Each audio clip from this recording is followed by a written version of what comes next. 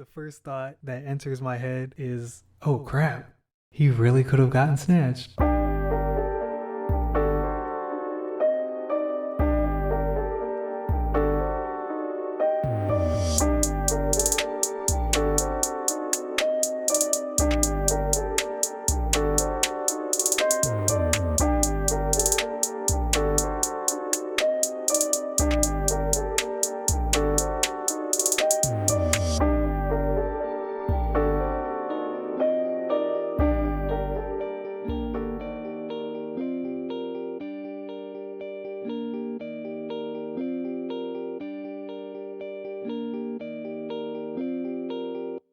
Welcome back to another episode of The Hawk's Lounge, a podcast dedicated to storytelling, learning, and uplifting content creators. I am your host, Hawk, and today I will share a story about a bad experience I had and what I learned from it. The theme behind this episode is learning how to overcome bad experiences.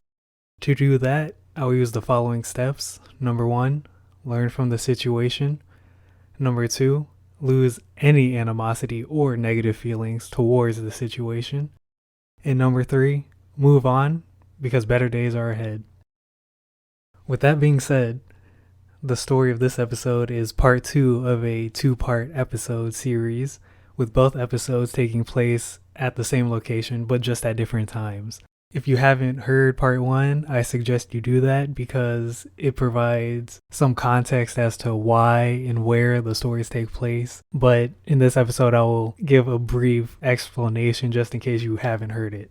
With that being said, let's travel to Washington, D.C. so I can explain why I dislike the buddy system.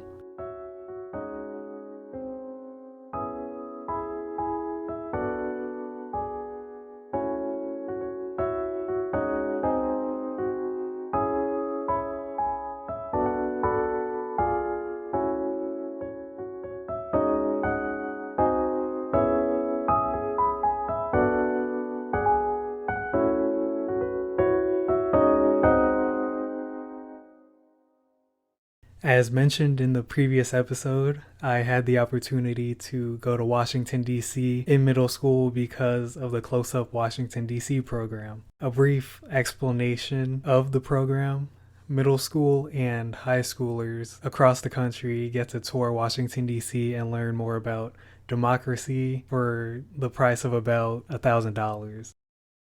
Due to the sheer volume of students, the program required every student to have a buddy. The one and only rule that pertained to the buddy system was to always stay with your buddy.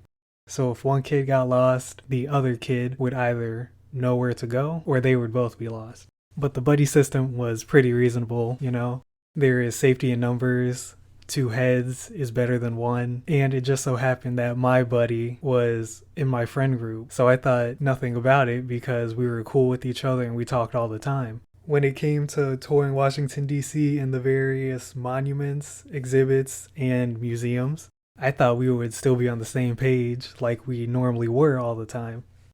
However, this was as far from the truth as it could have been from the moment we arrived at our first destination.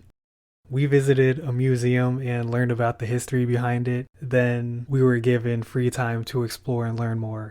That was typically how the Close-Up program operated. They would take you to a destination, you would learn about it. You were given free time to either go learn more or to take pictures and be a tourist, essentially.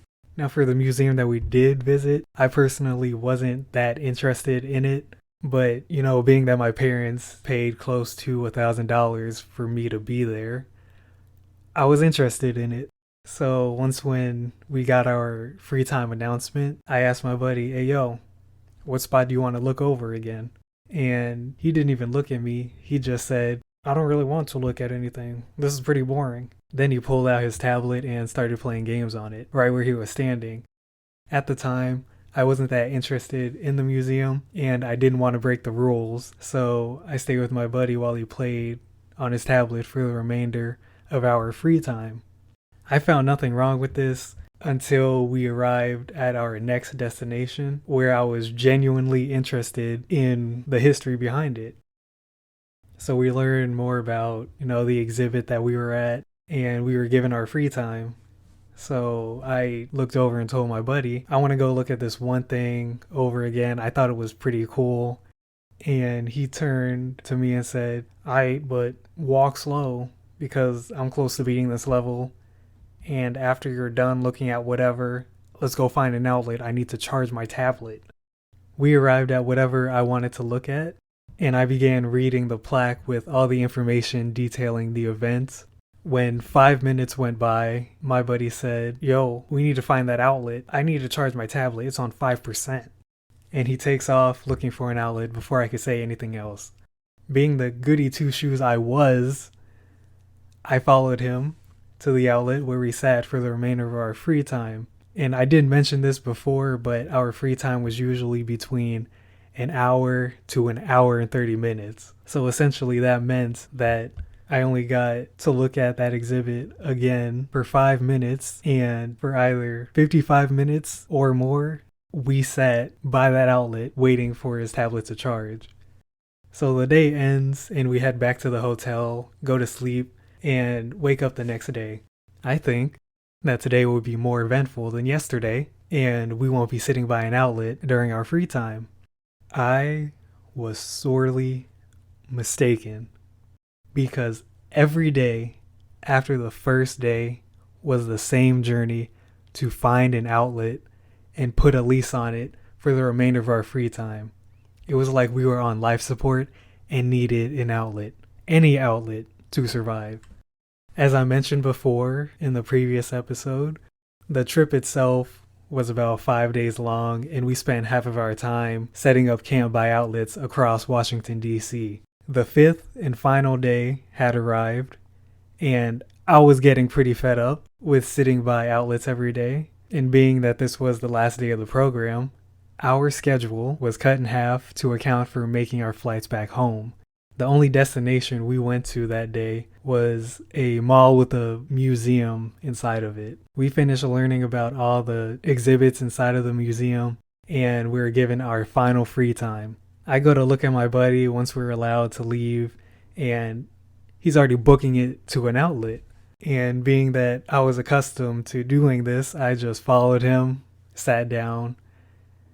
But then I had a thought that went a little something like, we've done this every day of the trip. What's wrong with you? What's wrong with me for staying with him this whole time? Wait, I should just leave him. This is the last day. He's not going to move from this spot until it's time to go, so I might as well just leave him. So I did exactly that.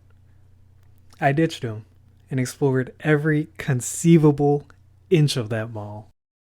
Yeah, I was worried that he could have gotten kidnapped while I was away, but honestly, he should have been following me, I walked around the mall for about 45 minutes, making sure I saw everything that I wanted to, and then some. Since we had about an hour of free time, I decided to split my time up into 2 different periods. The first period was going to be 45 minutes long, and I was going to tour as much of the mall as I could. And the last period would be the 15 minutes to go back to my buddy and meet up with the rest of the group so we can catch our flights back home.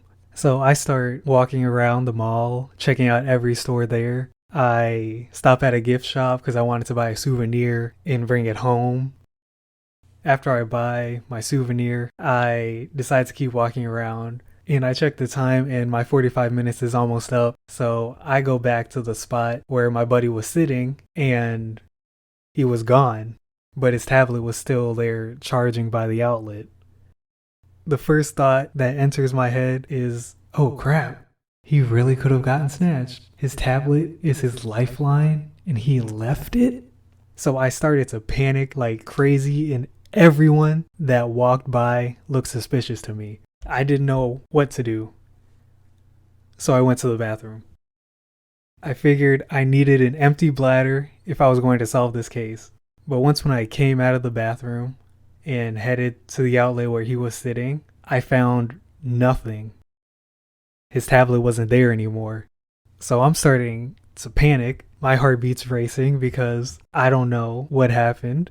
I don't know if somebody decided to cover their tracks because they realized that I came back. I don't know. I am bewildered at this moment. And I checked the time and noticed that I have about 10 minutes left of my free time.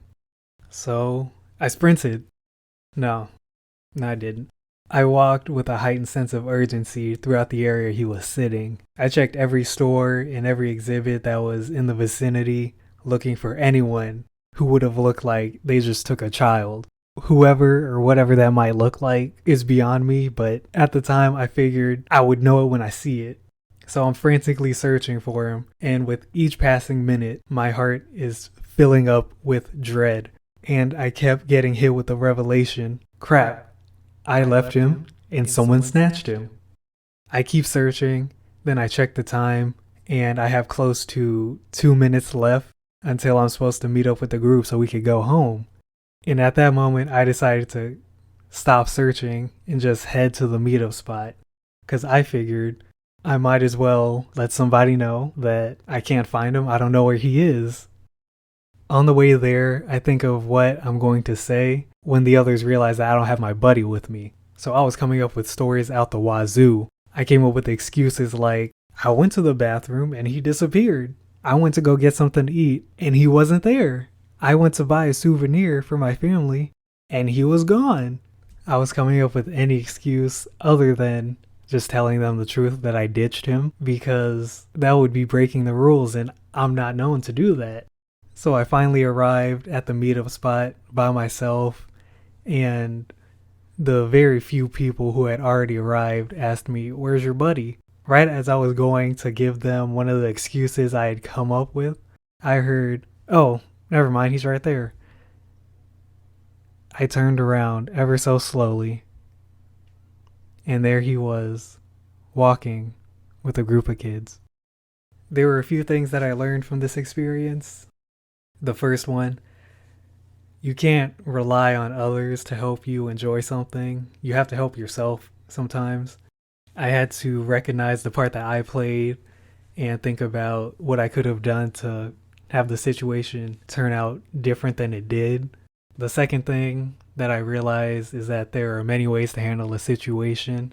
The main thing that didn't make this trip as enjoyable as it could have been was because I was letting myself not be intrigued, be interested in all the museums, monuments, and exhibits that we visited because I would force myself to hang around my buddy because of the buddy rule. But this could have been handled in a much better way. It could have been better communication on my part, which probably would have avoided this situation entirely. I could have just asked for a compromise, like, okay, we'll look at this one thing for maybe 15 minutes, and then we could go and charge your tablet for the remaining. Or I could have just left my buddy from the start and run the risk of him getting kidnapped or lost. I could have told one of the proctors of the event to get me a new buddy or figure out some sort of system that would work. Or I could have did what I did and miss out on experiencing the full trip by sticking around my buddy by the outlet.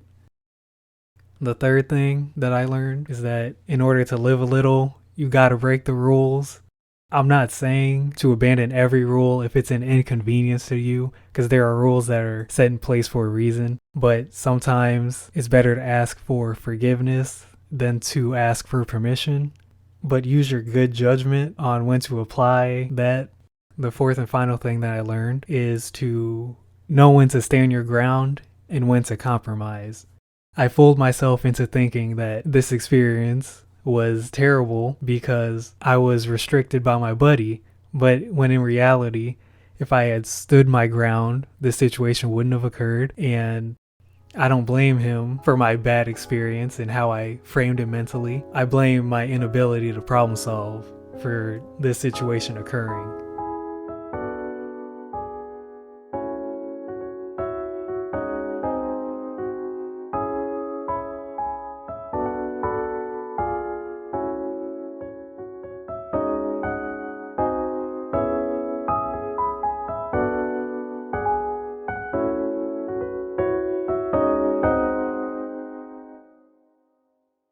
If you enjoyed this episode, I highly recommend that you follow the Hawks Lounge podcast on Spotify, Apple Podcasts, or wherever you get your podcasts. Become a member of the flock by subscribing to the YouTube channel and turning on post notifications. And, if you feel so inclined, join the Discord for a chance to share your stories. If you or somebody you know has a business or is a content creator, please feel free to fill out the corresponding forms below for a shout out at the end of an episode. With all of that being said, I appreciate you for taking time out of your day to listen to the story today. Stay tuned for the next episode. Until then, thank you and have a great week.